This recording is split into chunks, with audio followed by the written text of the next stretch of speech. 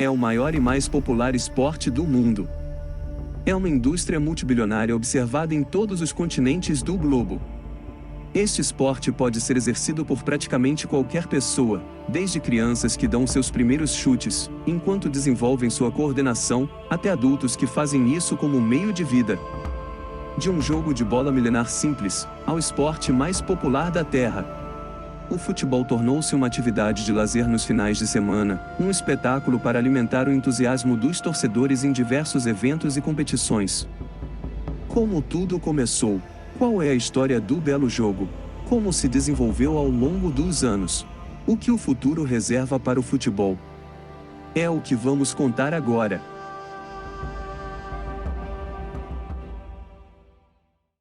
Ao longo do tempo, a história do futebol passou não só pelos pés de diferentes culturas, mas também pelas mãos. Muita coisa aconteceu em partidas violentas até que novas regras estabeleceram o futebol como o conhecemos hoje. Os livros de história dizem que as pessoas jogavam futebol por milhares de anos por diversão, mas nem todos esses jogos foram considerados com o que hoje temos como futebol. Os diferentes períodos do futebol, ou esportes que envolviam jogar a bola com mais precisão, foram todos cruciais para o desenvolvimento do esporte. Sem as mudanças pelas quais passaram ao longo dos anos, talvez nunca chegássemos aos padrões de futebol moderno que temos hoje. Os primeiros jogos de equipe conhecidos, envolvendo bolas de pedra, ocorreram nas antigas culturas mesoamericanas, há mais de 3.000 anos. Era conhecido pelos astecas como Tlachtli, Tlachtli, que significa quadra ou campo, e era usado em cerimônias de jogo de bola, ou lama, em toda a Mesoamérica pré-colombiana. A quadra, em forma de I maiúsculo, tem linhas, traços pequenos, serifas, e é orientada em norte-sul, ou leste-oeste, que representa o céu. Os jogadores usam acolchoamentos pesados, e usavam os cotovelos, joelhos e quadris para lançar uma bola de borracha sólida pelo campo. A bola representa o sol, a lua, ou as estrelas, e os anéis representam o nascer e pôr do sol, ou equinócios. O jogo é muito violento, muitas vezes causando ferimentos graves, e ocasionalmente, a morte. Além disso, sacrifícios humanos fazem parte dos rituais em torno do Tlachtli. O jogo de bola era popular em várias nações, com cada uma delas tendo sua própria versão. Durante certas cerimônias, uma bola era usada para representar o sol, e o líder, capitão da equipe que perdia, era colocado à morte como uma oferenda aos deuses. O que diferenciava a variação mesoamericana do jogo da bola, era a bola de borracha saltitante que era usada, algo que não estava disponível para qualquer outra civilização primitiva. Apesar da noção popular, de que o futebol foi concebido pela primeira vez na Inglaterra, há relatos descritos de jogos com bola, que serviram como precursores do jogo moderno, já no período de 2500 a.C., em várias sociedades. Vários artefatos descobertos em locais de enterro egípcios, demonstram que os jogos de bola estavam presentes neste mesmo período. Embora o que se praticava nesta época não tem nada a ver com o futebol que temos hoje, a existência desses antigos jogos de bola poderia ser a razão pela qual o futebol existe hoje em dia. Voltando a 2000 a.C., Epísquilos, também conhecido como Fandina, era um jogo de bola desenvolvido na Grécia Antiga. Este jogo era jogado principalmente por homens, mas ocasionalmente as mulheres também estavam envolvidas na atividade. Curiosamente, todos os jogadores participavam nus do jogo. As bolas tinham uma baixa capacidade de ressalto, pois eram criadas de linho envoltas em peles, costuradas todas juntas. Outro detalhe interessante é que o troféu da Eurocopa tem uma gravura de um atleta grego participando da forma inicial do futebol. Durante as dinastias de Tsin, 255 a.C., e de An, 220 d.C., na China, os cidadãos jogaram um tipo de jogo com bola, conhecido como Tsushu. Este jogo envolvia o uso do corpo para tentar conduzir uma bola feita de couro de animal, através de um jogo de rede entre dois postes. Os militares chineses também participavam do jogo, o que exigia que eles chutassem a bola recheada de pelos e penas para dentro de uma rede, sem qualquer uso de suas mãos. Os jogadores também tinham que ser capazes de se defender dos adversários, que procuravam impedir seu progresso saltando sobre eles. Cerca de 500 anos depois, os japoneses criaram um jogo chamado Kemari. Era menos contraditório, e mais sobre trabalhar em equipe para impedir que a bola tocasse o solo. O Kemari pode ser jogado com um mínimo de 4 pessoas, embora normalmente os times possam ter de 6 a 8 jogadores. O objetivo do jogo é manter a bola no ar, chutando e passando entre os jogadores. Cada jogador pode chutar a bola quantas vezes quiser, antes de passá-la para seu parceiro, mas não pode ser tocada com outras partes do corpo, somente com os pés. O Kemari é geralmente feito em locais sagrados como santuários, em espaços de cerca de 15 metros que costumam ser marcados por 4 árvores, uma em cada canto, que representam as estações do ano. Essas árvores são cerejeira, bordo, pinheiro e salgueiro. Durante o jogo, os participantes costumam vestir um karijinu, uma espécie de manto elegante usado pelos nobres do período Eia. A bola de Kemari é um pouco menor que a do futebol de hoje. Feita normalmente com pele de veado e recheados com serragem. O significado do futebol naquela época era completamente diferente do futebol moderno. Naquela época, o futebol era usado não apenas para fins de entretenimento, mas também para outros fins. Outro tipo de jogo de bola é o arpastum. É um antigo passatempo romano que teve origem no jogo grego chamado epísqueros. Este jogo era jogado por muitos em um campo de forma retangular, e era conhecido como o jogo da bola pequena, durante aquele tempo. Era muito popular durante o período em que o Império Romano dominava a Europa. O período exato em que este jogo foi jogado não é muito claro, pois não há muitas evidências. No entanto, os arqueólogos se aproximaram de que ele começou por volta do século V a.C. e continuou por cerca de 700 a 800 anos. Em alguns lugares, o arpastum tem sido referido como uma forma bárbara de rugby. Mas não há muitas provas concretas que sustentem isto, muito pouco se sabe sobre as regras reais do jogo. E o entendimento geral que pode ser derivado dos textos romanos é que ele era bastante semelhante ao rugby, ou ao futebol americano como o conhecemos hoje. Para ter sucesso no arpastum, você precisa de agilidade, velocidade e resistência. O tamanho do campo era quase o mesmo de um campo de hóquei. A partir de relatos de autores romanos, temos a impressão de que a pequena bola de arpastum era relativamente firme em comparação com uma bola de softball moderna. Especula-se que Júlio César jogava arpastum para manter a forma física. O jogo envolveu muitos tacles pesados, saltos e corridas que criaram muita comoção. Os romanos pensavam que isso poderia ajudá-los em suas batalhas, e usavam esse jogo como treinamento. Os primeiros Jogos Olímpicos em Roma incluíram o arpastum, composto por 27 homens de cada lado que competiram com tanto entusiasmo, que quase 2/3 deles tiveram que ser hospitalizados após um jogo de 50 minutos. Galeno, um médico e filósofo romano, descreveu o jogo arpastum como melhor do que lutar ou correr, porque exercita todas as partes do corpo, ocupa pouco tempo e não custa nada, e disse que poderia ser tocado com vários graus de esforço.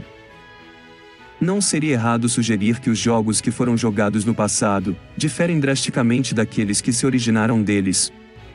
No passado, o significado prático dos jogos era muito mais importante para as pessoas do que apenas o propósito de entretenimento. Em alguns casos, até serviu como ritual religioso ou preparação para algum aspecto importante da vida.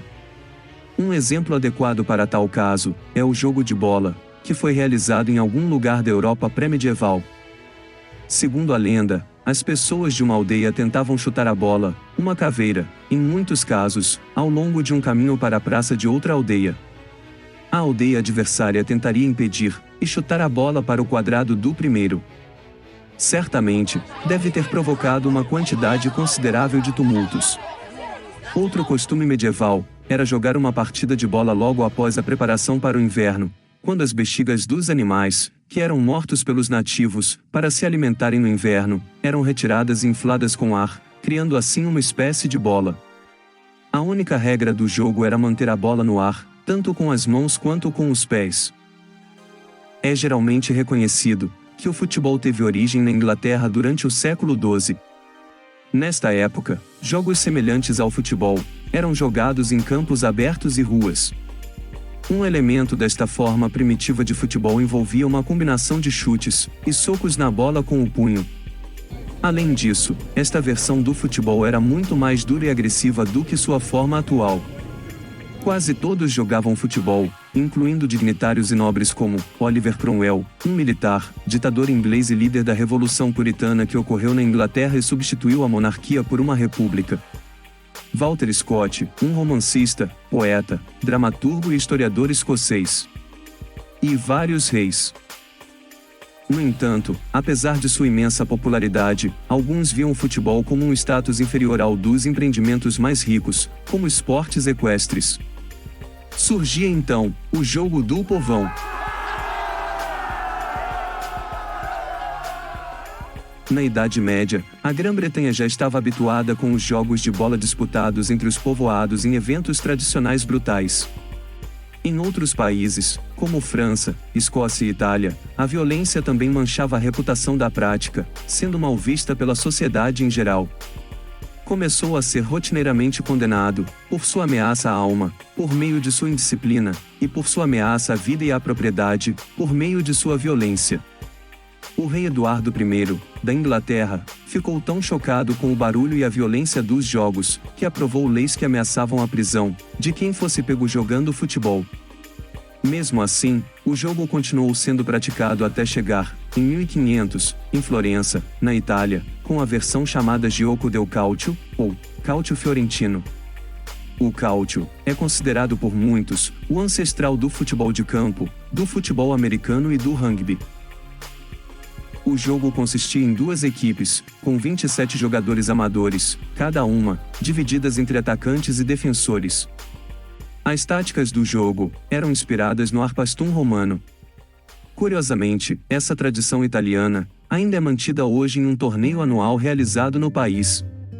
Uma característica importante dos precursores do futebol era que os jogos envolviam muitas pessoas e aconteciam em grandes áreas nas cidades. A violência desses jogos causaria danos à cidade e, às vezes, a morte dos participantes. Esses estariam entre os motivos das proclamações contra o jogo, que acabou sendo proibido por vários séculos. Mas os jogos semelhantes ao futebol retornariam às ruas de Londres no século XII. Voltaria a ser proibido em 1835, mas nessa fase, o jogo já havia se estabelecido nas escolas públicas. Mas foi na Inglaterra que o futebol realmente começou a tomar forma. Durante muito tempo, não houve uma distinção clara entre futebol e rugby. Também houve muitas variações em relação ao tamanho da bola, ao número de jogadores e à duração da partida. O jogo era frequentemente jogado em escolas. E duas das escolas predominantes eram rugby e Eton. Em rugby, o regulamento levou em conta a possibilidade de pegar a bola com a mão, e foi daí que surgiu o jogo que conhecemos hoje como rugby. Pelo contrário, Eton só permitiu que os jogadores usassem seus pés para jogar a bola, e esta atividade pode ser vista como a precursora do futebol moderno. O esporte em rugby era chamado de jogo de corrida, enquanto em Eton era chamado de jogo de drible. Uma tentativa de criar regras adequadas para o jogo foi feita em uma reunião em Cambridge, em 1848, mas uma solução final para todas as questões de regras não foi alcançada. Outro evento importante na história do futebol aconteceu em 1863, em Londres, quando a primeira associação de futebol foi formada na Inglaterra. Foi decidido que não era permitido carregar a bola com as mãos. A reunião também resultou em uma padronização do tamanho e peso da bola. Uma consequência da reunião de Londres foi que o jogo foi dividido em dois códigos: futebol de associação e rugby. O jogo, no entanto, continuaria a se desenvolver por muito tempo, e ainda havia muita flexibilidade quanto às regras. Por um lado, o número de jogadores em campo pode variar. Tampouco foram usados uniformes para distinguir a aparência das equipes. Também era comum os jogadores usarem bonés. A cabeçada ainda não fazia parte do jogo. Outra diferença importante nesta fase pode ser notada entre times ingleses e escoceses. Enquanto os times ingleses preferiam avançar com a bola de maneira mais rugby, os escoceses optaram por passar a bola entre seus jogadores. Seria a abordagem escocesa que logo se tornaria predominante. Apenas 8 anos após a sua fundação, a Associação de Futebol já contava com 50 clubes membros. A primeira competição de futebol do mundo foi iniciada no mesmo ano. Partidas internacionais estavam sendo realizadas, na Grã-Bretanha, antes que o futebol quase não fosse ouvido na Europa. A primeira foi disputada em 1872 e foi disputada por Inglaterra e Escócia.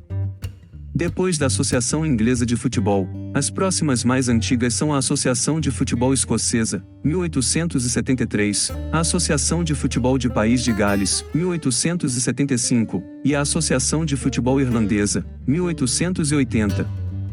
A disseminação do futebol fora da Inglaterra, principalmente devido à influência britânica no exterior, se espalhou por todas as partes do mundo. O esporte foi inicialmente um entretenimento para a classe trabalhadora britânica. Quantidades sem precedentes de espectadores, de até 30 mil pessoas, assistiriam às grandes partidas no final do século XIX. O jogo logo se expandiria pelos povos britânicos que viajaram para outras partes do mundo, e como resultado para os esforços de colonização britânica. Especialmente na América do Sul e na Índia, o interesse pelo futebol se tornaria grande.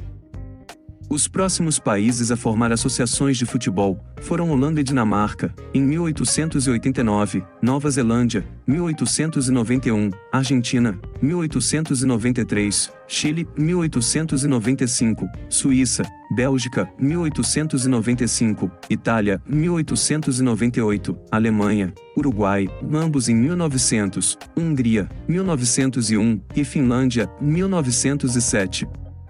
Quando a FIFA foi fundada em Paris, em maio de 1904, tinha 7 membros fundadores: França, Bélgica, Dinamarca, Holanda, Espanha, representada pelo Madrid FC, Suécia e Suíça. No Brasil, a primeira entidade nacional de futebol surgiu no dia 8 de junho de 1914, com a criação da Federação Brasileira de Esportes. Em 5 de dezembro de 1916, o nome foi alterado para a Confederação Brasileira de Desportos, CBD. Posteriormente mudaria para a CBF. E assim concluímos essa primeira parte, contando essa magnífica história do esporte que transformou, transforma e transformará a vida de muitos. No próximo vídeo falaremos sobre as formações dos primeiros clubes, as primeiras competições e muito mais. Não perca!